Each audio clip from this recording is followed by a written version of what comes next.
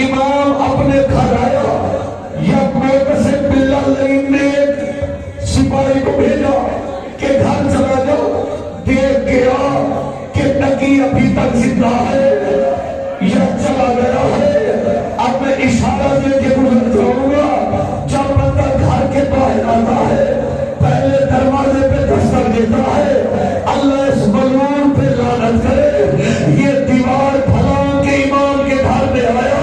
یا امام کی نگاہ پڑی، اس وقت امام کی آواز ہے، ہائے میری دادی زینب، ہائے شام غریبہ، ہائے شبر کا نیزہ، میں مرد ہو کے برداشت نہیں کر رہا۔ اللہ جانے کیسا منظر تھا جب شبر کے نیزے سے میری دادی کی چادر اتاری اور میری دادی کہہ رہی تھی واہ حجاب، مرحبا مرحبا مرحبا مرحبا۔ یہ حق مسائل کا اللہ تیرا ماتم قبول کرے۔ ہر عزادار ہو رہا، قریب آ گیا، بہت قریب، تو اتنا روئے گا جتنا میرے ایمان کو منظور ہوگا۔ عزاداران امام مظلوم کربلا، مجھے قاضی کے علم کی قسم، چند سال کا امام عسکری بیٹے کو گزرایا، 10 سال امامت بیٹے کے سپورٹ کیا، بڑا پردرد جملہ میں پڑھ رہا ہوں، روتا بھی رہا، 5 سال کے بیٹے عسکری کو چومتا بھی رہا، رو کے کہا حسن عسکری نے اپنی قسمت، اب مجھے ایمان سے بتاؤ، پردیس تھا، سامرا اپنے گھر میں امام کا روح پرواز کر گیا، اللہ آپ کو لے جائے عراق، وہ جگہ دیکھ کے آؤ، اس جگہ امام کی قبر ہے جہاں امام کا گھر تھا۔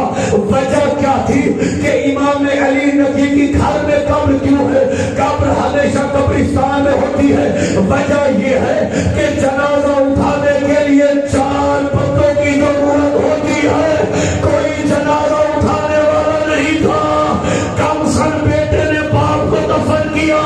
عزاداران امام مظلوم کربلا، اللہ آپ کا ماتم قبول کرے، جنہوں نے گھر تک روتے ہوئے جانا ہے۔ امام حسن عسکری نے باپ کی قبر تیار کی، باپ کا جنازہ پہنچایا، یہ ہاتھ بلند ہوا، پہلا ہاتھ باہر آیا، جنازہ مجھے دے، میں محمد ہوں، میں علی ہوں، میں حسن ہوں، میں حسین ہوں۔ جنازہ قبر میں پہنچا، یا ایک ڈوبی ہوئی آواز ہے، اللہ غربتا، امام نے مڑ کے دیکھا، کھوٹا نے جہاں رکھ گئی ہے، عزادارو تیرا چوتھا امام سجاد، رو کے کہتا عسکری تیری اچھی قسمت تھی، اور تیرے باپ کو دفن نصیب ہوا، آئے میری بہن سکینہ، آئے غریبوں والا قبرستان، اور میں رو رو کے کہہ رہا تھا، اور میری بہن مر گئی ہے، اور لے آؤ جنازہ، آ گیا امام نبی کا جنازہ،